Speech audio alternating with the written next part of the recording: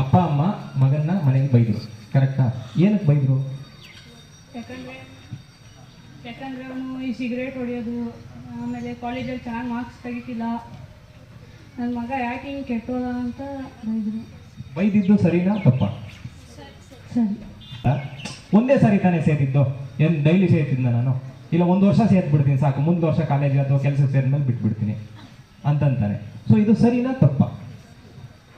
ತಪ್ಪು. ಯಾಕೆ ತಪ್ಪು? ಒಂದ್ಸತಿ ಚಟ ಹಿಡಿದ್ಮೇಲೆ.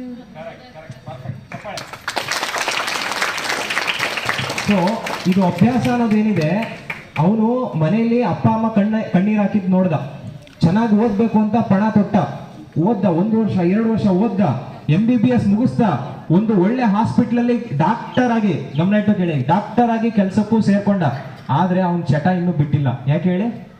ಆ ಹುಡುಗ ಹೇಳ್ದಂಗೆ ಅದು ಚಟ ಆಗಿರುತ್ತೆ, ಬಿಡೋದು ಕಷ್ಟ ಆಗಿರುತ್ತೆ.